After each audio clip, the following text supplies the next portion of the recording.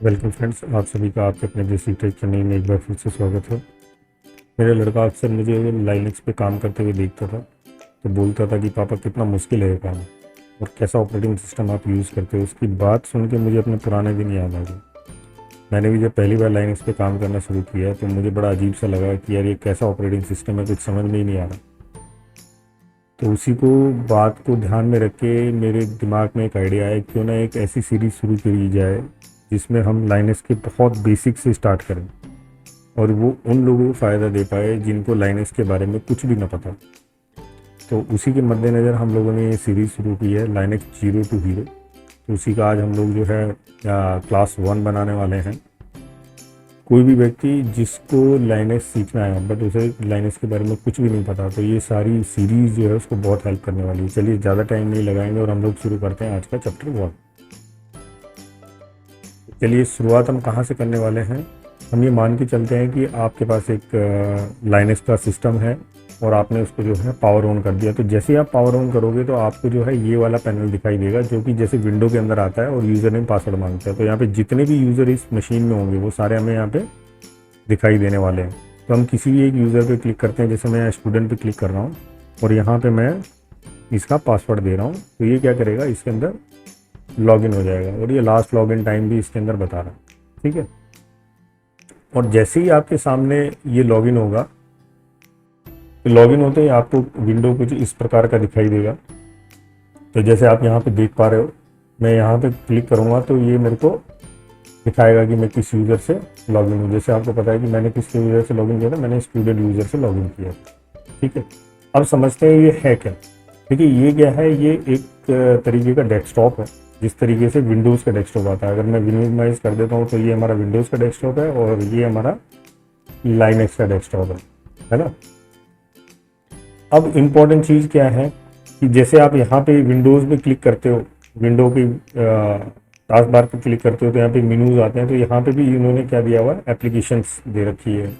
इसके ऊपर आप क्लिक करोगे तो अलग अलग मेनू बार आपको दिखाई देंगे और इसके अंदर प्री डिफ़ॉल्ट जो है इंस्टॉल्ड एप्लीकेशन आपको दिखाई देते हैं। जैसे फेवरेट में जाओगे तो आपको ये दिखाई देगा, एसेसरीज में जाओगे तो आपको कैलकुलेटर, वेदर, है ना, और ये सारी चीज़ें दिखाई देंगी। सिस्टम टूल्स में जाओगे तो आपको कुछ और चीज़ें दिखाई देंगी, है ना, यूटिलिटी है और अदर्स। बहुत सारे ऑप्शन इन्होंने दिए हुए हैं जो कि हम लोग डेली यूज़ में हम लोग इनको ले करके आते हैं। अब नेक्स्ट चीज़ क्या है, वो है नोटिलस। अब नोटिलस किसको बोलते हैं। देखिए विंडो के अंदर आपने देखा होगा, जैसे आप किसी फोल्डर को डबल क्लिक करते हैं तो क्या होता है, एक फाइल एक्सप्लोरर खुलता है इस टाइप से, जैसे इसके अंदर खुला है ना। तो उसको हम लोग बोलते हैं फाइल एक्सप्लोरर और यहाँ पे हम लोग बात कर रहे हैं इसको नोटिलस, है ना। ये एक तरीके का फाइल एक्सप्लोरर है और इसके अंदर आप क्या कर सकते हो, इसके अंदर आप बिल्कुल विंडोज़ के जैसे ही, अगर आप डॉक्यूमेंट्स में जाना चाह रहे हो डॉक्यूमेंट में चले जाओ, होम फोल्डर में जाना चाह रहे हो होम फोल्डर में चले जाओ, म्यूजिक में जाना चाह रहे हो म्यूजिक में चले जाओ, है ना। और उसके अंदर जैसे राइट क्लिक ऑप्शन मिलता था, इसके अंदर भी right click option new folder बनाने का मिल रहा है। तो इस तरीके से आपको बहुत सारी चीज़ें इसके अंदर करने को मिलती है। ठीक है। अब बैक भी जा सकते हो और सारी चीज़ें इसके अंदर कर सकते हो। नेक्स्ट इंपॉर्टेंट चीज़ क्या है, अगर आप इसमें देखोगे वो क्या है, वो है वर्क स्पेस। अब वर्क स्पेस क्या बोलते हैं, देखिए विंडो के अंदर भी जो 10 है उसके अंदर भी वर्क स्पेस इन्होंने दिए हुए हैं, यानी कि एक से ज़्यादा डेस्कटॉप इसके अंदर भी है।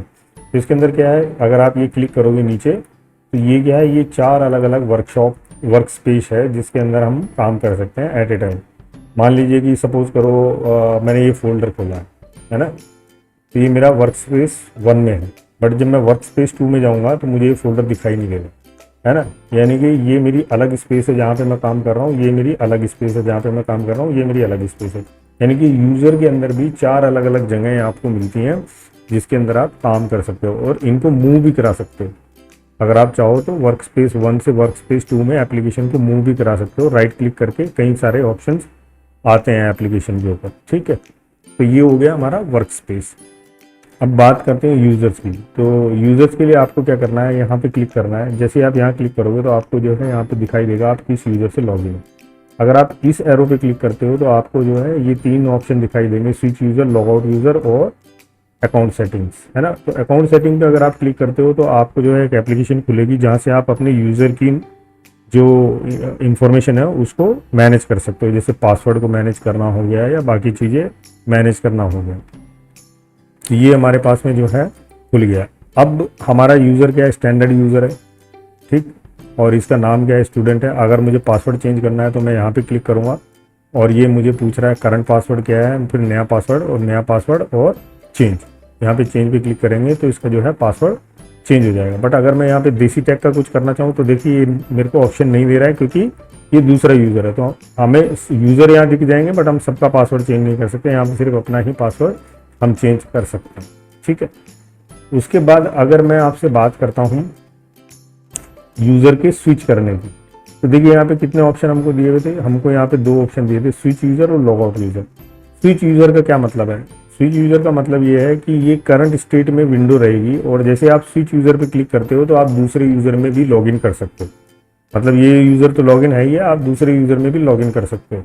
और लॉग आउट में क्या होता है कि ये यूज़र तो बंद हो जाएगा और आप नए यूज़र में लॉगिन करोगे। तो हम क्या करते हैं, बिना लॉग आउट के स्विच यूज़र करके देखते हैं।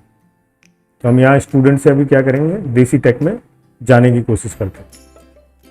तो यहाँ पे हमको जैसे हमने स्विच यूज़र क्लिक किया तो हमें यहाँ पे एक ऑप्शन मिल गया जिसमें से हमें पूछ रहा है कि आप किस यूज़र में स्विच करना चाहते हो। मैंने यहाँ पे देसी टेक यूज़ किया क्योंकि मैं ऑलरेडी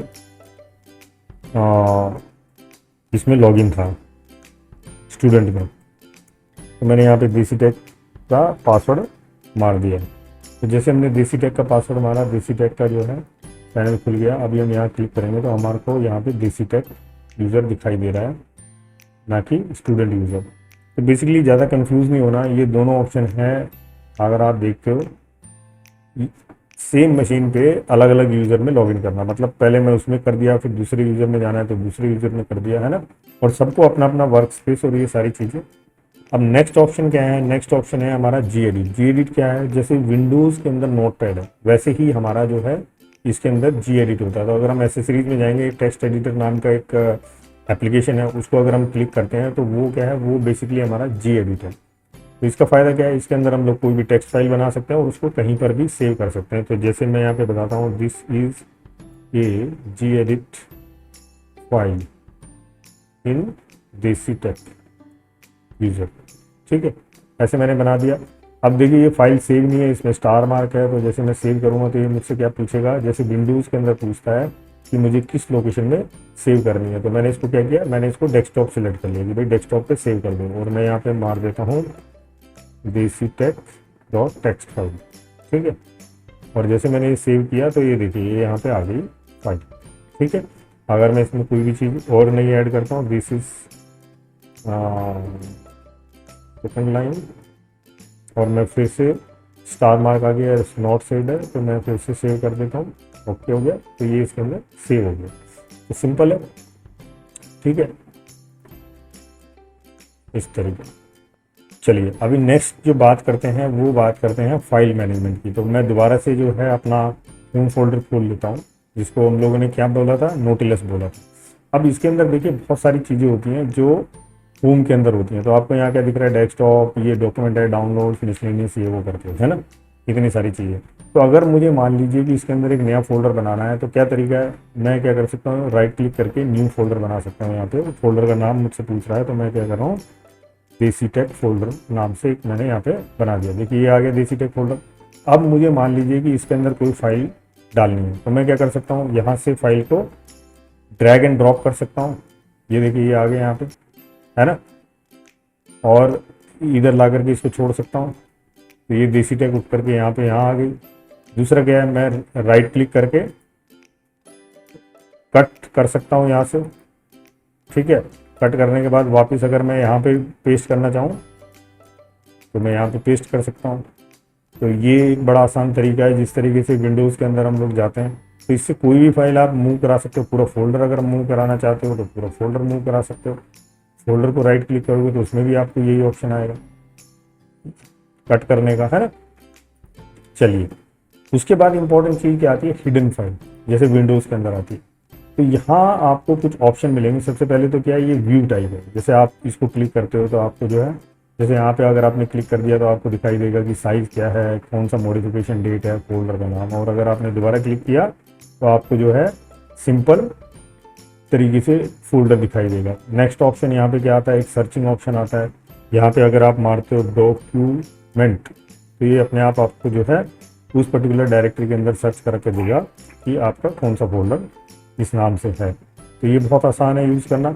उसके बाद अगर आप यहाँ क्लिक करते हो तो यहाँ आपको क्या दिखाई देगा, यहाँ आपको दिखाई देगा अगर आपको फोल्डर का साइज़ घटाना बढ़ाना है। ठीक है, ये देखिए अगर आप इसको अपने हिसाब से कुछ रखना चाहते हैं, शॉर्टिंग करना है, लास्ट मॉडिफिकेशन टाइप, और अगर आप यहाँ क्लिक करते हो शो हिडन फाइल्स तो ये देखिए यहाँ पे जो है ये हिडन फाइल दिखाना स्टार्ट कर देगा। तो जितनी भी डॉट लगी हुई फाइल होती हैं वो सारी क्या हो जाती हैं, हिडन हो जाती हैं, फाइल और फोल्डर। जैसे ये देसी टेक है और अगर मैं इसको रीनेम कर देता हूँ राइट क्लिक करके और इसके आगे सिर्फ एक डॉट लगाता हूँ तो दोस्तों ये क्या हो जाएगा, ये अभी हिडन फाइल हो गया। कैसे पता लगेगा, अगर मैं यहाँ वापस क्लिक करता हूँ और मैं बोलता हूँ कि मुझे हिडन फाइल मत दिखाओ तो देखिए यहाँ पे अभी देसी टेक नहीं दिख रहा है। दूसरा, अगर मैंने यहाँ पे शो हिडन फाइल किया तो यहाँ पे क्या है, अभी देसी टेक दिख रहा है। फिर मैं राइट क्लिक कर रहा हूँ और इसको रीनेम कर दे रहा हूँ जिस तरीके से हम बाकी नेम करते हैं, और मैंने क्या किया, डॉट हटाया और रीनेम पर क्लिक कर दिया। अब अगर मैं इसको वापस करता हूँ, शो हिडन फाइल हटा देता हूँ तो अभी हमारा देसी टेक दिखाई दे रहा है। तो ये एक आसान तरीका है इसके अंदर चीज़ों को करने का। चलिए अब नेक्स्ट हम बात करेंगे कि किस तरीके से हम रिमोट में रखी हुई फाइलों को एक्सेस कर सकते हैं। रिमोट में क्या क्या मतलब है यहाँ पे, देखिए यहाँ तो अभी हम लोगों ने लोकल मशीन की फाइल को एक्सेस किया है, बट रिमोट से मतलब है कि मान लिया आप लोकल लैन में हो, कोई विंडो शेयर एक्सेस करना चाह रहे हो जो कि शेयर फोल्डर है, या फिर आप लैन में ही किसी और मशीन को पूरी तरीके से एक्सेस करना चाह रहे हो लाइनक्स की, या फिर आप रिमोट में दुनिया के किसी भी कोने में कोई भी वीपीएस या मशीन है जिसको आप एक्सेस करना चाह रहे हो, लाइनक्स या विंडो शेयर जो भी है, तो वो आप यहाँ पे कर सकते हो। तो जैसे आप करना कैसे, अदर लोकेशन पे जाना है और यहाँ पे देखिए कई ऑप्शन आते हैं जिसमें FTP ऑप्शन आता है, SFTP ऑप्शन आता है, SSH के थ्रू आप इसको एक्सेस कर सकते हो, बहुत सारे ऑप्शन है। तो यहाँ हम लोग क्या करेंगे, SFTP का इस्तेमाल करने वाले हैं। तो SFTP में अभी हम लोग क्या करेंगे, हम एक रिमोट जो PC है उसको एक्सेस करके देखते हैं। ये हमारा SFTP का रिमोट PC है और ये मैंने कनेक्ट कर दिया इसको। अब ये क्या है, ये पहली बार जब कनेक्ट करता है तो वो इसका वेरीफाई करता है कि भाई ये PC से आप पहली बार कनेक्ट कर रहे हो तो ये जेन्युइन है कि नहीं है। तो हम बोलते हैं लॉगिन एनीवे, नहीं ये जेन्युइन है। और उसके बाद यहाँ पे हम लोग क्या करते हैं, रूट यूज़र नेम, और यहाँ पे हम लोग क्या करेंगे, इसका पासवर्ड कॉपी पेस्ट करेंगे। ठीक है, अब ये फॉरगेट इमीडिएटली मतलब पासवर्ड तुरंत भूल जाएगा, और रिमेंबर जब तक मैं लॉग आउट नहीं करता हूँ, और रिमेंबर फॉरएवर मतलब परमानेंट इसके अंदर सेव हो जाएगा। तो मैं क्या कर रहा हूँ, अंटिल मैं लॉग आउट मैं यूज़ कर रहा हूँ और मैंने कनेक्ट कर दिया। आप इनमें से कोई भी 3 ऑप्शन यूज़ कर सकते हो। तो जैसे ही मैंने इसको क्लिक किया तो अभी आप देखोगे कि ये रिमोट में एक PC है जो कि कहीं और है, और यहाँ पे जो है ये सिस्टम का पूरा फोल्डर एक्सेस हो गया है ना। ये यहाँ पे इस तरीके से दिखा रहा। अगर मैं इसको क्लिक करता हूँ तो ये क्या करेगा, ये इसको यहाँ से रिमूव कर देगा और मुझे दोबारा यूज़र नेम पासवर्ड इसमें डालना पड़ेगा। ठीक है, ये PC है कहाँ, रिमोट में। तो अगर मैं इसको क्लिक कर रहा हूँ और मैं आपको यहाँ पे दिखाता हूँ रिकनेक्ट करके, ठीक है, तो ये वाला PC है जो कि रिमोट में है।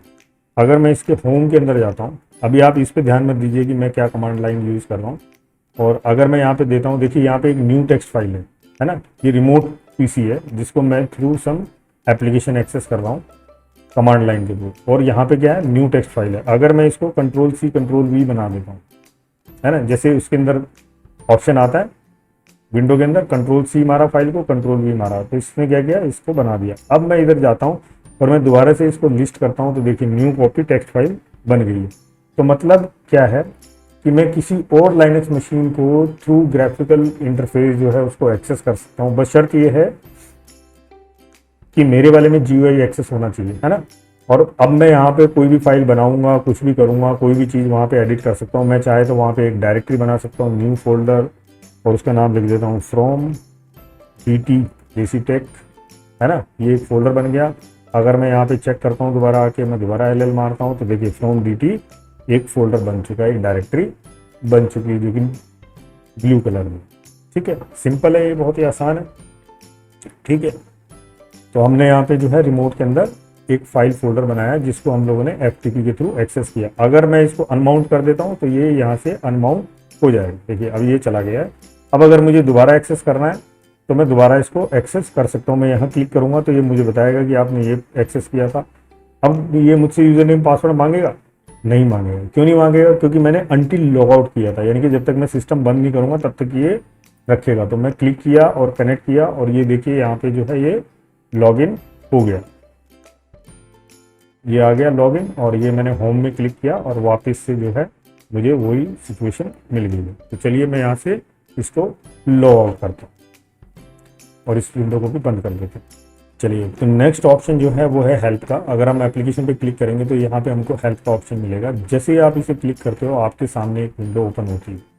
अब उस विंडोज़ के अंदर अगर आप कुछ भी चीज़ डालते हो जो आपको पता करना है तो वो आपको हेल्प करेगा और बताएगा कि आप किस तरीके से इसको कर सकते हो। ये क्या है? ये जस्ट लाइक विंडो का F1 जिसमें हम लोग हेल्प करते हैं। तो यहाँ पे हम लोग बात करते हैं हाइड फाइल, हाइड ए फाइल, है ना।